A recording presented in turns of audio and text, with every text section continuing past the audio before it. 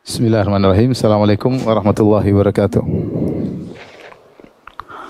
Alhamdulillahi ala ihsani wa syukru lahu ala taufiqihi wa amtinani. Wa asyhadu an la ilaha illallah wahdahu la syarika lahu ta'ziman li sya'nih. Wa asyhadu anna Muhammadan abduhu wa rasuluhu da'ila ridwanih. Allahumma salli alaihi wa ala alihi wa ashabihi wa ikhwani. Hadirin dan hadirat yang dirahmati oleh Allah Subhanahu wa taala, kita lanjutkan bahasan kita dari kitab Al-Aqidah At-Tahawiyah tentang masih terkait dengan Rasulullah sallallahu alaihi wasallam.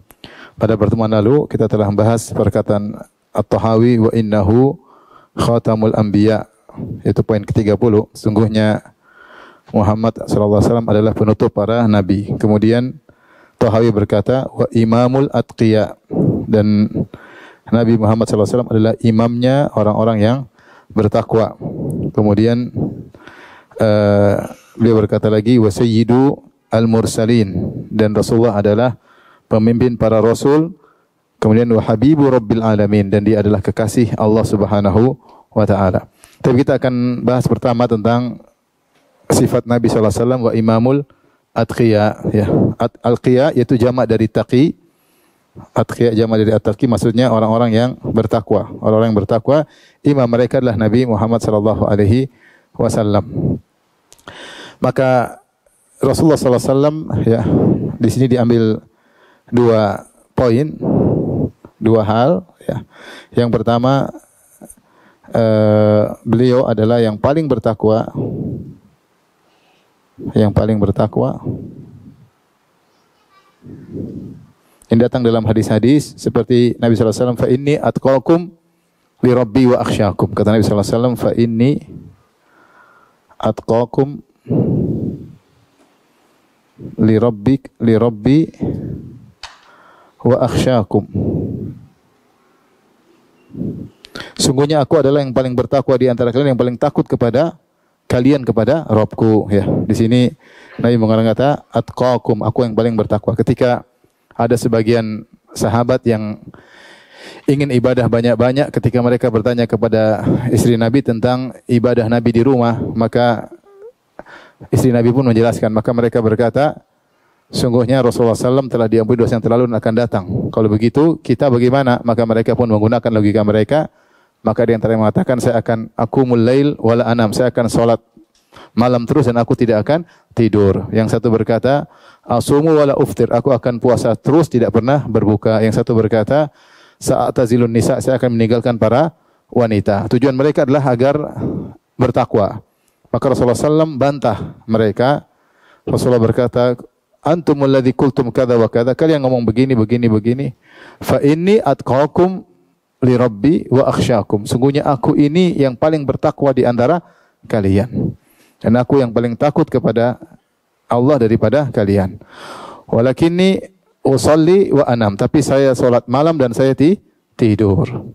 Wa asum wa uftir, saya puasa dan saya berbuka. Wa atazawwajun nisa, dan aku menikahi para wanita.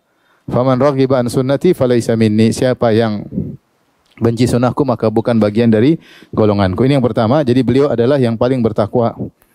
Kemudian yang berikutnya yang bisa kita ambil, bahwasanya dikatakan imam. Imam maksudnya alladzi yuqtada bihi.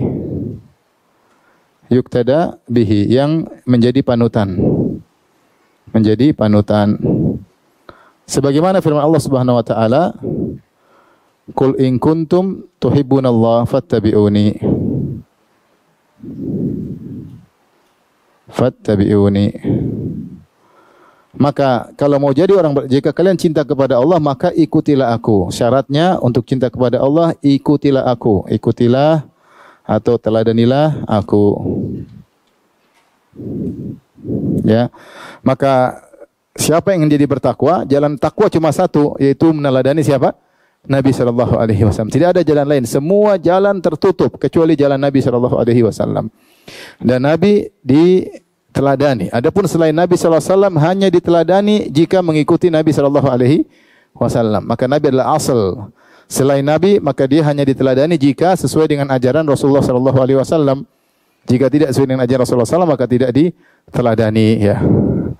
dan Nabi SAW adalah satu-satunya pintu untuk meraih ketakwaan. Maka tidak ada jalan lain untuk mencari ketakwaan kecuali melalui metode Nabi SAW. Ya. Tidak ada jalan untuk meraih ketakwaan kecuali dengan jalan Nabi.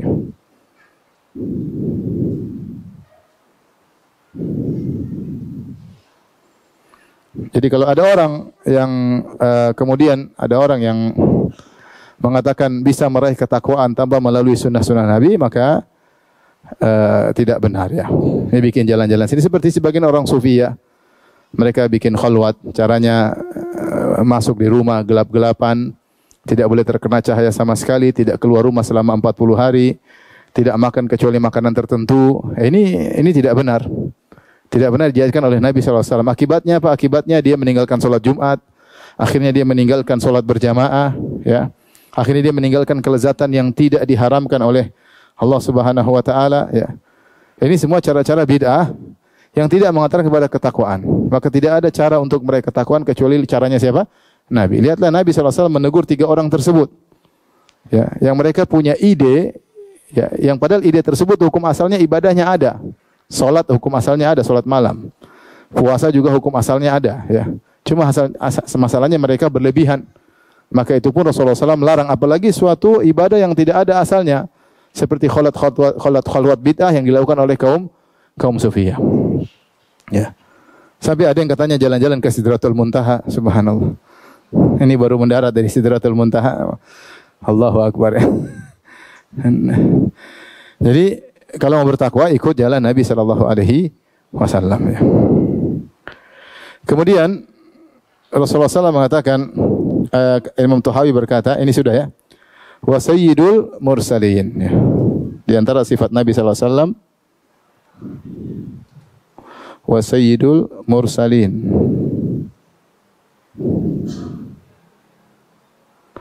Sayyid maksudnya adalah pemimpin. Disebut sayyid bahasa artinya man faqa qaumahu, disebut sayyid. Wa man yurja ilaihi inda syada'id, itu namanya sayyid. Sayyid secara bahasa itu adalah man faqa qaumahu atau man yurja ilaihi inda syada'id. Man faqa qaumahu, sayyid maksudnya pemimpin atau penghulu, pemimpin atau penghulu. Man faqa qaumahu, yaitu yang mengungguli kaumnya. Kalau secara bahasa namanya tidak orang disebut sayyid kecuali dia mengungguli yang lain, yang mengungguli kaumnya.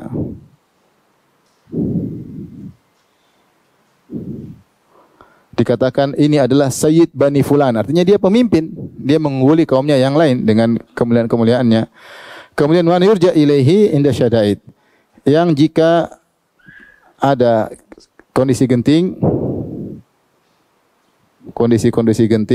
maka kembali kepadanya. Itu kembali kepadanya. Ini disebut dengan sayyid secara bahasa. Ada masalah, ada problem, maka bermusyawarah dengan dia. Itu namanya sayyid. Dan Rasulullah SAW adalah sayyidul mursalin, adalah pemimpin para rasul. Pemimpin para rasul. Dalilnya ada 2 hadis. Di antaranya hadis Rasulullah SAW bersabda, Ana sayyidu waladi Adam yaumal qiyamah. Aku adalah pemimpin sayyidnya anak-anak Adam pada hari kiamat kelak. Wala fakhar, dan aku tidak sombong. Aku tidak sombong. Rasulullah mengabarkan kepada kita sebagai ilmu. Ya, karena tidak ada yang mengabarkan kepada kita kecuali siapa? Allah atau Nabi sallallahu alaihi wasallam. Maka Nabi menyampaikan bukan untuk bangga-banggaan, tapi Rasulullah SAW menyampaikan ilmu akidah yang harus diyakini. Ana sayyidu waladi Adam yaumal qiyamah wala fakhar. Aku adalah pemimpin umat manusia, anak-anak Adam, dan tanpa kesombongan. Beliau juga berkata, wa awwalu man yanshaqqu anhul qabr, dan aku adalah orang yang pertama kali kuburan terbuka untuk aku bangkit darinya. Wa awwalu syafi', dan aku yang pertama kali beri syafaat. Wa awwalu musyaffa', dan pertama kali orang yang pertama kali diberi izin untuk beri syafaat.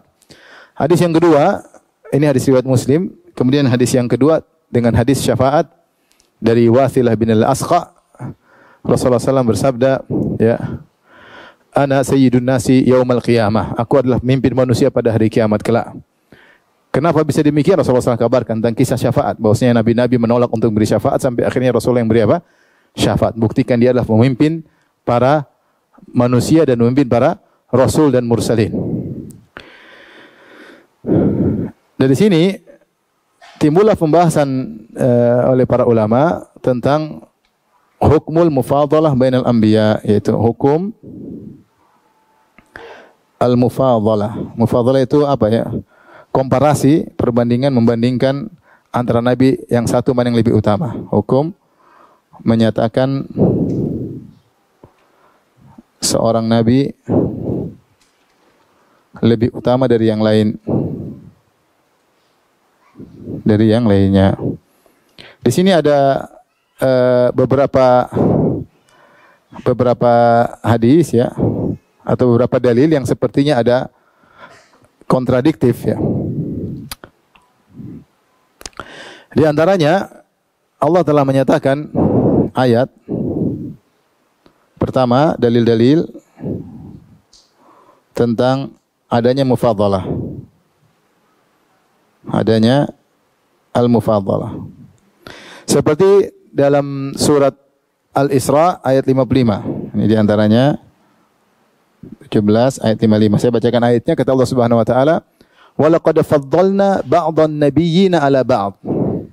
Sungguh kami telah mengutamakan sebagian nabi di atas sebagian yang lainnya. Di sini Allah mengatakan mufadalah. Sungguh kami telah mengutamakan sebagian nabi di atas sebagian nabi yang lainnya.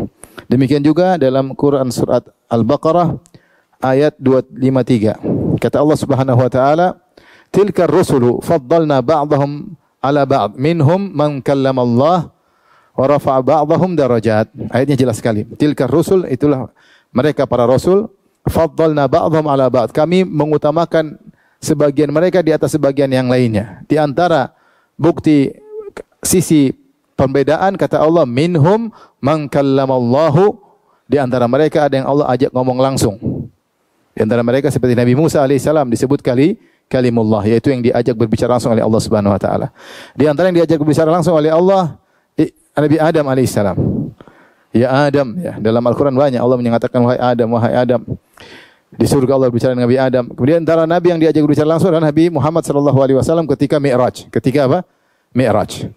Nabi-nabi yang lain tidak diajak berbicara langsung oleh Allah Subhanahu wa taala, tapi dengan melalui perantara malaikat apa? Jibril.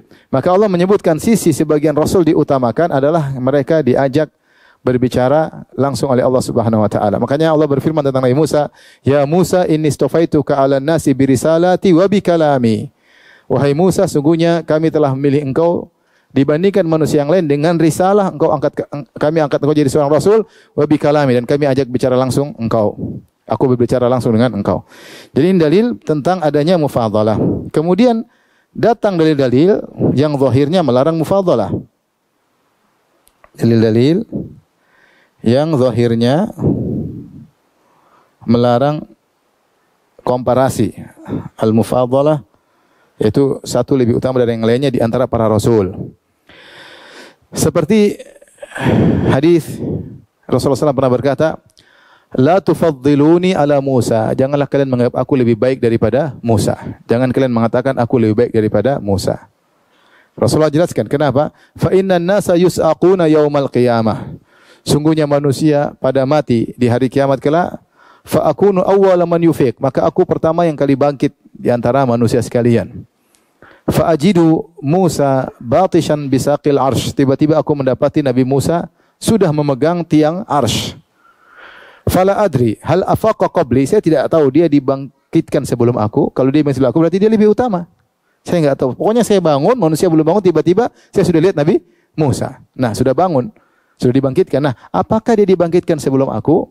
Au kana mimman istasna Allah, atau dia termasuk orang-orang yang Allah kecualikan karena dia sudah pernah diwafatkan ketika di dunia, ketika ingin melihat Allah Subhanahu wa taala tidak mampu, kemudian dia pun mati kemudian dibangkitkan lagi atau pingsan dibangkitkan lagi. Ini di antara dalil-dalil yang seakan-akan melarang untuk mengatakan nabi lebih utama daripada nabi yang lainnya. Ini dalil yang satu. Kemudian yang kedua, Rasulullah SAW juga bersabda dalam satu hadis yang diperselisihkan oleh para ulama. Kata Rasulullah SAW, "La tufaddilu bainal anbiya." Janganlah kalian saling melakukan mufadalah di antara para nabi. yang satu lebih baik daripada yang ini ya. Datang dalam sebagian riwayat dengan lafal demikian. Ini juga di antara dalil yang seakan-akan melarang hal tersebut. Kemudian juga dalam hadis yang ketiga Rasulullah SAW pernah berkata, la yanbaghi li 'abdin an yaqulu ana khairun min Yunus bin Matta. Janganlah seorang hamba berkata aku lebih baik daripada Nabi Yunus bin Matta. Ini 3 hadis dijelaskan oleh Ibnu Abilis Al-Hanafi dalam Syarah Aqidah Tahawiyah, taujihnya ya bagaimana mengarahkan 3 hadis ini. Taib.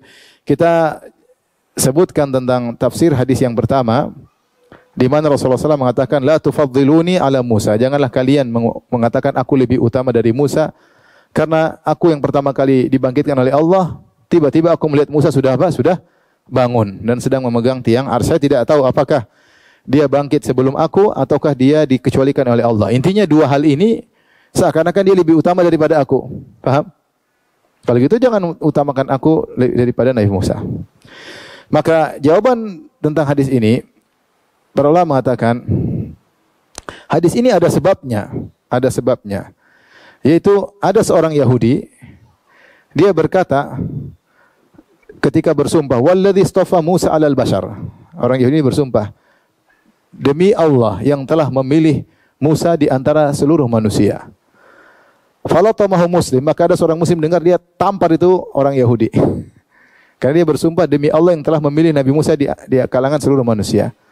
Maka orang muslim ini, sahabat ini dia tampar lelaki tersebut, Yahudi tadi ditampar yang dia berkata, ataqulu hadza wa Rasulullah sallam baina adhurina? Apa kau mengucapkan ini sementara Rasulullah sallam ada di antara kami? Artinya kalau kau ucapkan di zaman Nabi Musa oke. Sekarang kita ada Nabi Muhammad sallallahu alaihi wasallam, bagaimana kau berkata ya demi Allah yang telah memilih Musa di antara seluruh manusia? Akhirnya Yahudi ini ketika ditampar oleh sahabat muslim ini, dia pun lapor kepada Nabi sallallahu alaihi wasallam. Maka Rasulullah SAW sebutkan hadis tadi, la tufaddiluni ala Musa. Jangan kau mengatakan aku lebih afdal daripada Musa. Maka para ulama mengatakan Nabi melarang ya karena diucapkan dalam rangka untuk asabiyah, untuk fanatis. Untuk apa? Fanatis. Fanatik kepada sehingga mengesankan yang nabi yang lain punya kekurangan ya. Maka ini kalau disebutkan dalam rangka fanatis atau fanatisme, maka ini tidak diperbolehkan ya, tidak diperbolehkan ya. Seakan-akan kami Rasulullah lebih baik daripada Musa. Ini dalam bentuk fanatisme ya. Sehingga seakan-akan lagi ribut antara Yahudi dengan apa? Muslim ya. Maka ini tidak boleh. Ini tidak boleh. Ini pendapat pertama dalam mentafsirkan hadis larangan tersebut. Karena sahabat tadi marah dan memukul Yahudi tadi karena jengkel ya. Ya seakan-akan bahwasanya Nabi Musa lebih afdal daripada Nabi Muhammad, dan kelazimannya kalau Nabi Muhammad lebih afdal seakan-akan Nabi Musa rendah. Maka Nabi melarang karena ada perkataan demikian. Ini tafsiran pertama. Tafsiran kedua disebutkan oleh Abu Ja'far dalam kitabnya Syarh Ma'anil Athar bahwasanya yang dilarang oleh Nabi SAW kalau mengatakan perbandingan antara person dengan person. Jangan bilang Muhammad lebih afdal daripada Musa. Tetapi kalau bilang secara umum maka tidak mengapa. Seperti Rasulullah berkata, ana sayyidu waladi Adam yaumal qiyamah. Aku adalah pemimpin. Tapi kalau saya lebih baik daripada Musa, saya daripada Isa, ini kurang tepat. Ya. Kurang tepat karena bisa menyinggung, bisa timbul hamiyah, bisa timbul fanatisme ya. Maka Rasulullah tidak suka demikian meskipun dia adalah manusia terbaik di antara seluruh para rasul. Ini tafsiran hadis tersebut. Baik. Adapun hadis la yanbaghi li 'abdin an yaqulu ana khairu min Yunus bin Matta. Tidak boleh seorang mengatakan aku lebih baik daripada Yunus bin Matta. Maksudnya Rasulullah melarang seorang berkata demikian ya. Karena bisa jadi seorang merasa hebat ketika mendengar atau membaca tentang kisah Nabi Yunus alaihissalam yang kemudian ketika dia keluar marah meninggalkan kaumnya, kemudian Allah membuat dia ditelan oleh apa? Ikan paus ya. Kemudian Allah berfirman wa huwa mulim, dia ditelan ikan paus dalam kondisi mulim, yaitu yaf'alu ma yulam, yaitu melakukan satu perkara yang dicela oleh Allah, maka seakan-akan dia merasa lebih baik. Jangan sampai dia ada merendahkan Nabi Yunus sedikit pun ketika membaca kisah Nabi Yunus. Ya, kenapa? Karena semua orang juga mengalami apa yang dilakukan oleh Nabi Yunus. Semua orang juga pernah melakukan apa? Kesalahan. Sebelum Nabi Yunus, Nabi Adam alaihissalam yang pernah berkata, Rabbana dzalamna anfusana wa illam taghfir lana tarhamna kunna minal khasirin. Nabi Adam juga pernah melakukan kesalahan. Ya. Kemudian juga Nabi Muhammad sallallahu alaihi wasallam, bahkan Nabi Muhammad sallallahu alaihi wasallam, Nabi Musa juga pernah melakukan kesalahan, minta ampun. Inni zalamtu nafsi faghfirli, ya Allah, aku telah melakukan dosa maka ampunilah aku. Faghfaralah, maka Allah ampuni ya. Nabi Sulaiman pernah berkata, Rabbi ghfirli, ya Allah ampunilah aku. Nabi Nuh alaihissalam juga pernah mengatakan ya demikian, wa illam taghfir wa tarhamni aku minal khasirin. Ya Allah, kalau kau tidak ampuni aku, tidak rahmati aku termasuk orang-orang yang merugi. Semua nabi pernah minta ampun. Nabi Daud, Nabi Sulaiman, dan Allah sebutkan dalam Al-Quran ya. Di antaranya Nabi Muhammad SAW, di antara doa istiftah, hadis Ali bin Abi Thalib, Rasulullah SAW berkata, Anta Rabbi wa ana abduk zalamtu nafsi wa taraftu bidhambi. Di antara doa istiftah yang panjang, dalam doa istiftah tersebut Nabi berkata, sungguhnya engkau adalah Tuhanku dan aku adalah hambamu. Zalamtu nafsi, aku telah menzalimi diriku, wa taraftu bidhambi, dan aku mengakui apa? Dosa-dosaku. Jadi jangan orang baca ayat-ayat tentang Nabi Yunus alaihissalam kemudian merasa kok Yunus begini sih. Kadang-kadang mungkin terbetik setan bisikan. Seakan-akan dia merendahkan Nabi apa? Yunus. Tentu Allah sebutkan di sana Nabi Yunus alaihissalam ada sebab dan ada tujuan. Dan kita seakan lupa dengan nabi-nabi yang lain juga melakukan apa? Kesalahan ya. Ya Allah berfirman tentang Nabi Yunus, wa dhannuni idh dhahaba mughadiban fa dhanna an lan naqdira alaihi fanada fi dhulumati alla ilaha illa anta subhanaka inni kuntu minadh dhalimin. Ketika Dhannun, itu Nabi Yunus alaihissalam, ketika dia pergi dalam kondisi marah, dia dakwahi kaumnya tidak mau dengar, tidak mau beriman, maka dia pergi meninggalkan mereka sebelum Allah izinkan. Harusnya dia bersabar, tapi dia pergi meninggalkan kaumnya karena jengkel mereka tidak mau beriman. Wa dhanna allan naqdira alaihi, dan dia menyangka kami tidak akan merepotkan urusannya. Ternyata kami membuat dia ditelan oleh ikan apa? Ikan paus. Dan Allah mengatakan wa huwa mulim, dan dia tercela karena perbuatannya. Maka dia berdoa dalam perut ikan paus, fanada fi dhulumati la ilaha illa anta subhanaka inni kuntu minadh dhalimin. Subhana, maha suci engkau ya Allah, sehingga termasuk orang berbuat zalim. Orang yang baca cerita seperti ini seakan-akan Nabi Yunus ini punya kekurangan. Maka Rasulullah bantah. Jangan kalian mengatakan aku lebih baik. Seorang hamba tidak boleh mengatakan aku lebih baik daripada Yunus. Ya, dalam sebagian riwayat namun riwayatnya lemah. La tufaddiluni ala Yunus. Jangan kalian mengatakan lebih baik daripada Yunus. Hadisnya lemah, tapi yang datang dalam hadis yang sahih, la yanbaghi li 'abdin an yaqul, tidak boleh seorang hamba berkata ana khairun min Yunus bin Matta, aku lebih baik daripada Yunus bin Matta ya. Karena tidak ada yang lebih afdal daripada para nabi. Semua nabi lebih afdal daripada semua wali ya. Akan datang penjelasan lebih khusus spesifik nanti insyaallah.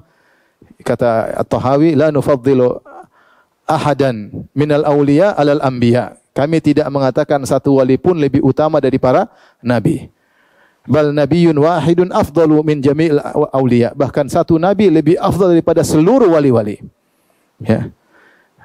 Seorang paling bertakwa di alam semesta ini sekarang ini masih kalah dengan Yunus bin Matta, karena dia seorang apa? Seorang nabi ya. Siapapun dia sudah mencapai derajat kewalian tetap lebih mulia siapa?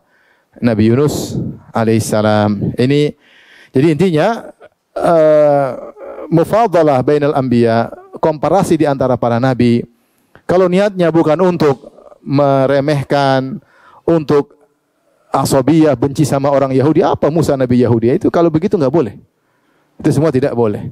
Tapi kalau maksudnya untuk menjelaskan tentang keutamaan Nabi Muhammad SAW, maka boleh kita jelaskan secara akidah, bukan untuk merendahkan satu nabi pun. Maka ini diperbolehkan. Oleh karenanya kalau kita mau menjelaskan tentang tingkatan, maka yang paling tinggi adalah siapa? Tingkatan nabi, rasul, dan wali ya. Maka kita bilang ya, ini adalah apa? Wali. Kemudian apa? Nabi. Para nabi, para wali, kemudian para rasul, kemudian al-khalilan, kemudian Sayyidul Mursalin. Kalau kita mau ini yang paling top yaitu Nabi Muhammad sallallahu alaihi wasallam yang paling tinggi. Yang kemudian di bawahnya Al-Khalilan, dua kekasih Allah, yaitu Ibrahim alaihissalam dan Nabi Muhammad. Ini maksudnya siapa? Ibrahim alaihissalam dan siapa? Muhammad sallallahu alaihi wasallam. Saya lupa, sebelumnya ada lagi. Mohon maaf. Ulul azmi minar rusul, mohon maaf, ada yang lebih lagi. Para rasul. Kemudian apa? Ulul azmi. Ulul azmi. Kemudian dua kekasih Allah. Kemudian Sayyidul Mursalin. Maka kalau kita buat himpunan, maka ini adalah yang paling mulia. Kemudian setelahnya apa? Kedua Nabi. Ini siapa? Ibrahim dan Rasulullah SAW. Rasulullah. Ulul azmi minar rusul siapa aja? Nabi Musa, mulai dari Nabi Nuh dulu. Nuh, Ibrahim, Musa, Isa, Muhammad sallallahu alaihi wasallam. Ulul azmi siapa? Nuh, kemudian siapa? Ibrahim, kemudian Musa, Isa, Rasulullah sallallahu alaihi wasallam. Kemudian setelah itu para rasul ya. Setelah para rasul kemudian para nabi, paham? Para nabi baru para wali. Yaitu setiap nabi pasti wali, paham? Pasti waliullah, ya tidak? Tapi tidak semua wali adalah nabi, paham? Setiap rasul pasti nabi dan pasti wali, tapi tidak setiap rasul adalah nabi. Tidak setiap tidak setiap nabi adalah rasul ya. Ulul azmi pasti rasul, pasti nabi, pasti wali, tapi tidak semua rasul adalah ulul azmi. Kekasih Allah cuma dua, dia pasti ulul azmi, rasul, nabi dan Ibrahim dan Rasulullah. Dan terakhir adalah Sayyidul Mursalin. Maka ini yang paling tinggi secara tingkatan. Ini kalau kita buat himpunan irisan, maka yang paling spesial adalah Rasulullah sallallahu alaihi wasallam. Kalau tingkatan maka sebaliknya, ya tidak. Pertama berarti apa? Sayyidul Mursalin. Dan seterusnya. Yang kedua, dua kekasih. Dan seterusnya. Baliknya. Paham sampai sini? Paham? Jangan seperti perkataan Ibnu Arabi. Dia mengatakan maqamun nubuwati fi barzakhin fawaikur rasul wa dunal wali. Kata dia kenabian itu di tengah-tengah. Fawaikur rasul di atas rasul dan di bawah wali. Jadi kenabian di tengah, di atas rasul dan di bawah wali. Jadi paling tinggi apa? Wali, kemudian nabi, kemudian rasul. Ini otaknya kebalik, paham? Otaknya kebalik. Harusnya rasul, nabi baru apa? Wali. Sama dia dibalik. Wali, nabi baru apa? Rasul. Kebalik ke otaknya? Kebalik. Nanti tapi ada pembahasan khusus nanti. Bukan sekarang. Saya mau bahas panjang lebar tentang khutmul auliya, tentang khutmul kewalian nanti. Dari pendapat Hakim At-Tirmidzi kemudian dilanjutkan oleh Ibnu Arabi. Akan ada pembahasannya suatu saat insyaallah taala. Baik.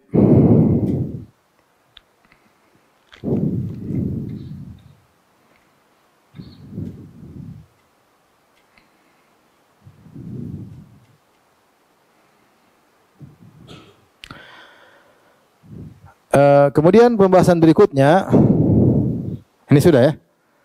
Sudah?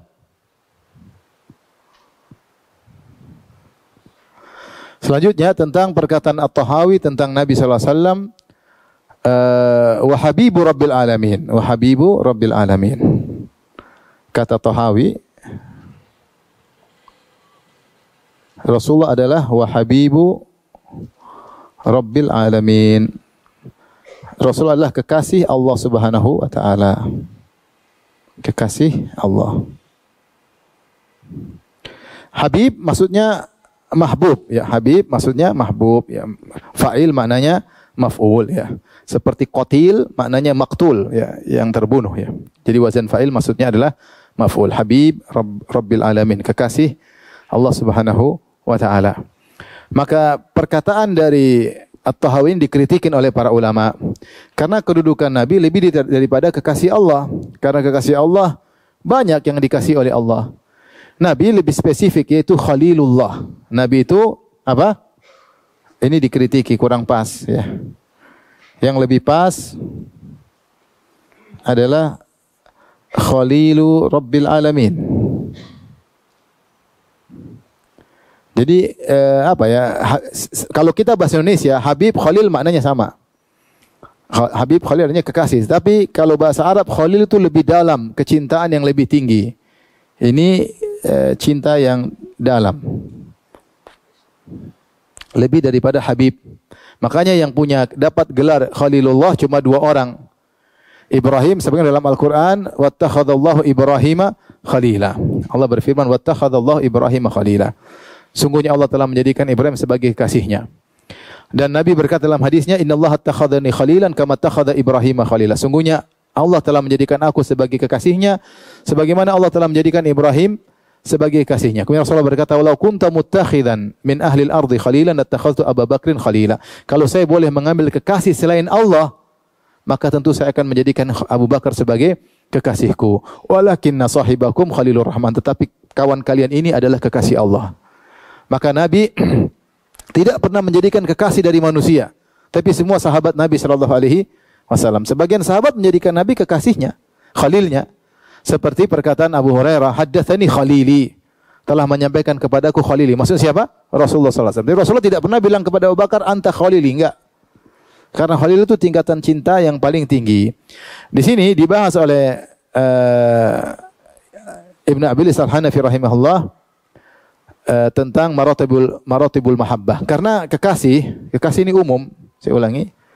Habib ini adalah mahabbah. Habib dari al-mahabbah. Adapun khalil dari al-khullah. Al-mahabbah diraih oleh banyak orang. Bahkan orang-orang beriman. Bahkan orang-orang beriman selain para nabi. Contoh Allah berfirman apa? Wallahu yuhibbul muhsinin, misalnya. Wallahu yuhibbul muhsinin. Sungguhnya Allah mencintai orang berbuat ihsan. Innallaha yuhibbut tawwabina. Sungguhnya Allah mencintai orang yang sering apa? Bertobat. Wa yuhibbul mutatahhirin, dan Allah mencintai orang-orang yang suka bersuci. Nah, ini para nabi, ini maksudnya cinta untuk meraih cinta Allah tidak harus jadi apa? Nabi. Bahkan orang-orang beriman pun bisa meraih kecintaan Allah Subhanahu wa taala. Demikian juga fa innallaha yuhibbul muttaqin. Hibbul muttaqin. Sungguhnya Allah mencintai orang-orang yang bertakwa, ya. Dan banyak ya. Wallahu yuhibbus sabirin.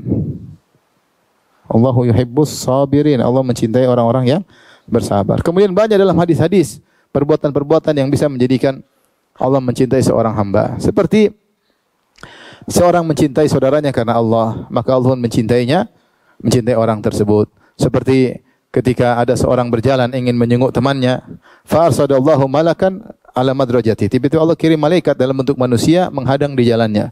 Dia lagi jalan, maka malaikat bertanya, "Aina turid? Kemana kau hendak pergi?" Kata orang tersebut, "Uridu akhan li fi hadhil qaryah." Saya ingin menjenguk saudaraku, yaitu saudara seiman di negeri tersebut. Malaikat bertanya, "Hallaka, apakah kau punya urusan dengan orang tersebut?" Ya. Min ni'matin tarubbuha alaih, yaitu kau punya urusan dagang, ada ternak yang kau ingin tengok, ada sawah yang kau ingin tengok, atau ada properti apa. Kata dia, enggak.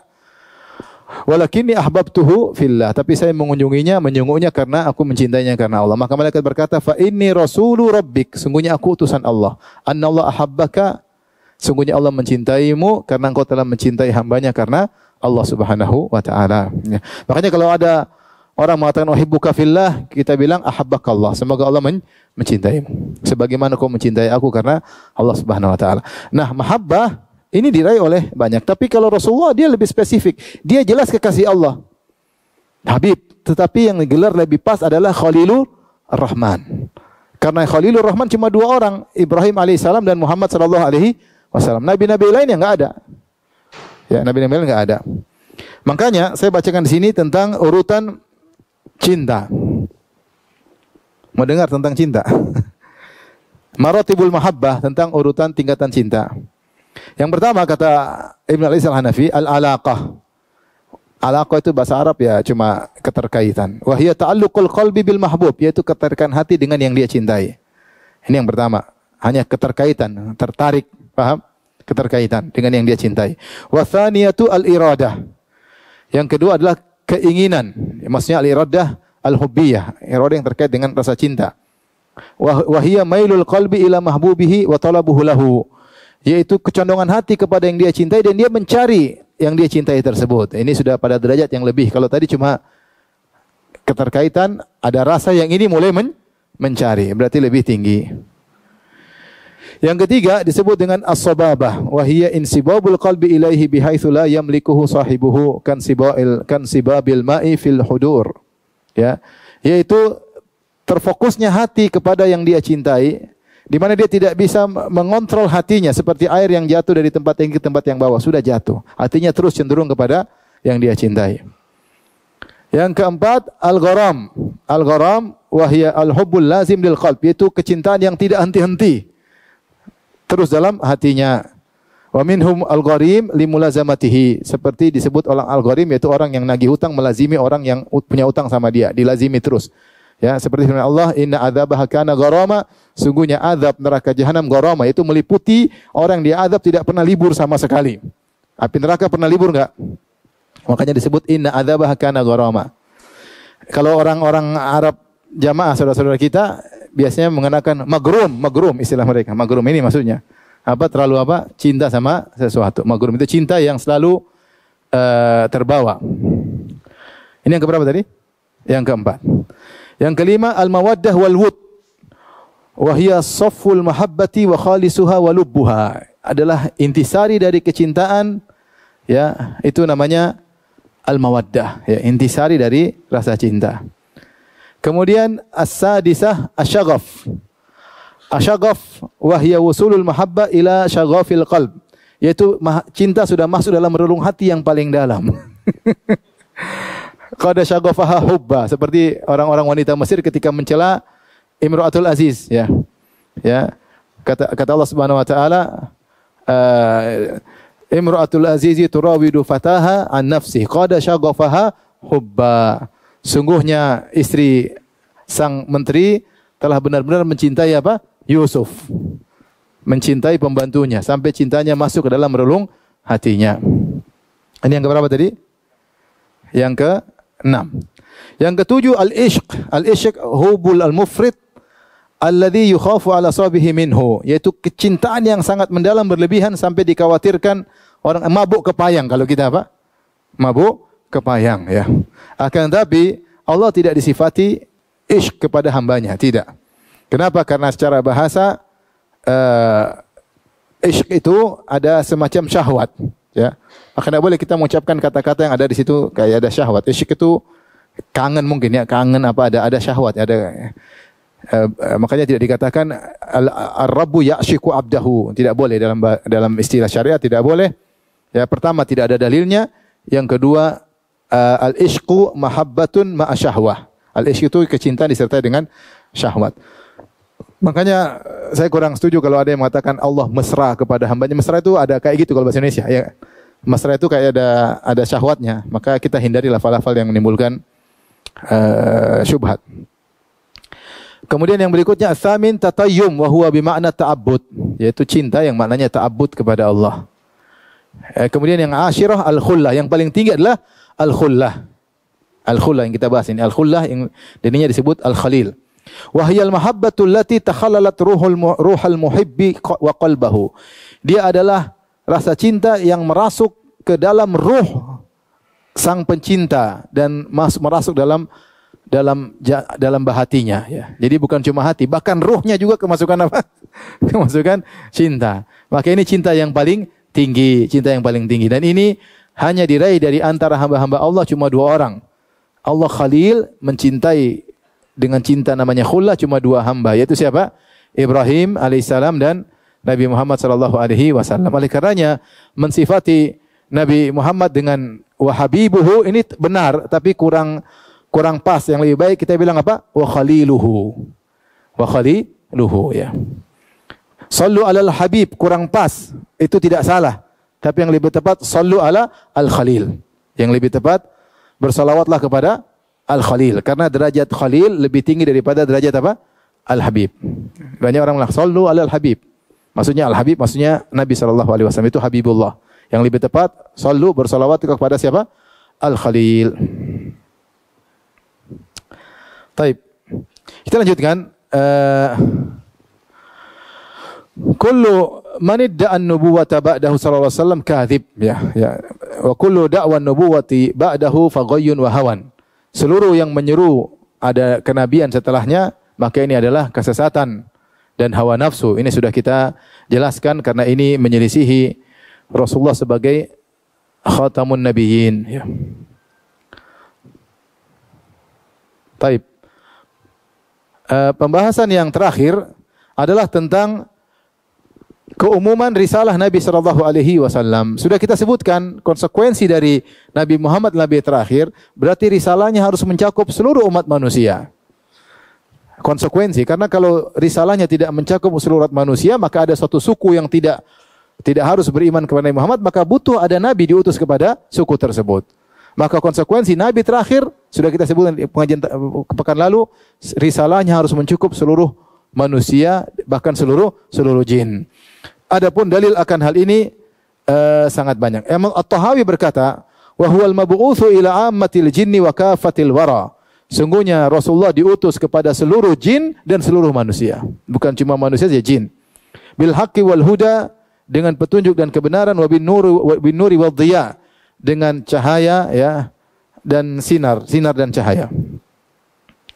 Adapun dalil akan hal ini ya seperti dalam surat Al-Ahqaf di mana para jin wa sarafna ilaika nafara minal jin yastami'una al-Qur'an falamma hadaruhu qalu ansitu falamma qudiya wallaw ila qaumihim munzirin qalu ya qaumana inna sami'na kitaban unzila min ba'di Musa. Kemudian mereka berkata, ya qaumana ajibu da'i Allah. Tatkala kami kirimkan kepada engkau sebagian jin yang mereka sekelompok jin mendengarkan Rasulullah sedang salat malam baca Al-Qur'an. Maka mereka berkata, kami mendengar ada kitab suci yang dibacakan setelah Taurat. Kemudian mereka berkata, ya qaumana ajibu da'i Allah. Wahai kaumku, sambutlah seruan dari utusan Allah ini. Jadi artinya mereka beriman kepada siapa? Nabi Muhammad sallallahu alaihi wasallam. Ini dalil bahwasanya Rasulullah sallam diutus untuk jin dan manusia. Dan seluruh manusia. Dan Rasulullah sallam bersabda, ya. U'titu khamsan lam yu'tahunna ahadun minal anbiya'i qabli. Sungguhnya aku telah diberi 5 keistimewaan yang tidak diberikan kepada seorang nabi pun sebelumku. Di antaranya wa kana nabiyyun qabli yub'atsu ila qaumihi wa bu'itsu ila nasi kafah. Adapun nabi-nabi sebelumku mereka diutus kepada kaumnya saja. Ya. Adapun aku diutus kepada seluruh manusia. Makanya Nabi Musa tidak diutus kepada Khadir. Dia tidak diutus kepada Khadir. Makanya Nabi Musa, Khadir diutus kepada kaum yang lain. Nabi Musa diutus kepada kaum yang lain. Makanya Nabi Musa belajar kepada Khadir. Ketika ketemu dengan Nabi Khadir, maka Nabi Khadir bertanya, engkau siapa? Kata Nabi Musa, ana Musa. Aku adalah Musa. Nabi Khadir pernah dengar tentang Nabi Musa. Kata Nabi Khadir, anta Musa Bani Israel. Engkau Musanya Bani Israel? Kata Nabi Musa, iya. Mungkin ada Musa Bekasi, Musa. Tapi engkau Musanya Bani Israel? Kata Nabi Musa, iya. Artinya Nabi Musa tidak diutus kepada kaumnya siapa? Khadir. Ya, Nabi Musa diutus kepada Bani Israel. Adapun Nabi SAW kepada seluruh umat manusia. Khilaf di kalangan para ulama. Apakah nabi-nabi terdahulu juga diutus kepada jin? Khilaf di kalangan para ulama. Ada yang mengatakan iya, ada yang mengatakan tidak. Yang diutus untuk kepada jin adalah cuma Nabi Muhammad sallallahu alaihi wasallam ya. Taib, kalau gitu jin-jin dulu siapa yang dakwahi? Ada sebagian dalil yang isyarat bahwasanya nabi-nabi terdahulu juga diutus kepada jin sesuai dengan kaumnya. Seperti tadi perkataan para jin, inna sami'na Qur'anan unzila min ba'di Musa musaddiqan lima baina yadayhi. Sungguhnya kami telah mendengar suatu kitab suci, kitaban unzila min ba'di Musa. Kami mendengar suatu kitab suci yang diutus setelah Nabi Musa. Jadi para jin menyebutkan tentang Nabi Musa. Menunjukkan jin ini sebagiannya pernah menjalankan syariat Nabi Musa. Paham? Isyarat saja, isyarat ya. Bahwasanya sebelum Nabi Muhammad pun para nabi juga diutus kepada para jin sesuai dengan kaumnya. Adapun dalil tentang Nabi Muhammad SAW diutus kepada seluruh manusia, maka banyak ya. Tadi kita sebutkan hadisnya, itu adalah keistimewaan Nabi. Aku diberikan 5 perkara tidak diberikan kepada Nabi sebelumnya. Di antaranya aku diutus kepada seluruh manusia. Adapun ayat-ayat banyak. Contohnya dalam surat Saba ayat 28 Allah berfirman, "Wa ma arsalnaka illa kafatan lin-nasi basyiran wa nadhira."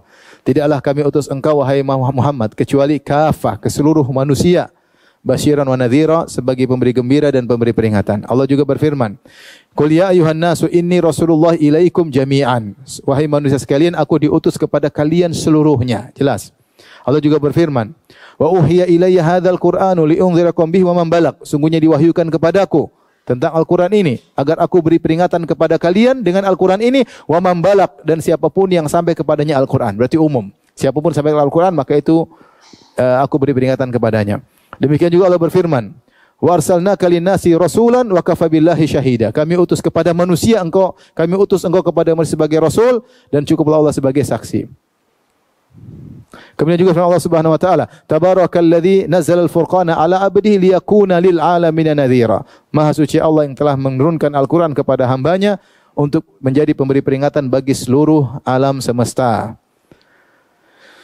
Dan dalil-dalil seperti ini banyak menunjukkan bahwasanya Rasulullah SAW diutus kepada seluruh umat manusia, dan itu adalah konsekuensi bahwasanya beliau adalah nabi yang terakhir. Makanya dalam hadis sahih Rasulullah berkata, "La yasma'u bi ahadun min hadhil ummah nabi Yahudin wala Nasraniyun thumma yamutu wa lam yu'min billadzi ursiltu bi illa kana min ahli nar." Tidak seorang pun dari umat ini mendengar tentang aku, Nasrani atau Yahudi, kemudian dia meninggal dalam kondisi tidak beriman kepada apa yang aku bawa, kecuali dia akan menjadi penghuni neraka Jahannam, ya, menjadi penghuni neraka Jahannam. Maka kita selesai dari pembahasan Rasulullah sallallahu alaihi wasallam. Insyaallah pada pertemuan berikutnya kita masuk dalam pembahasan yang lain tentang Al-Qur'an kalamullah. Wallahu taala alam bisawab. Tapi demikian saja. Wabillahi taufiq wal hidayah. Assalamualaikum warahmatullahi wabarakatuh.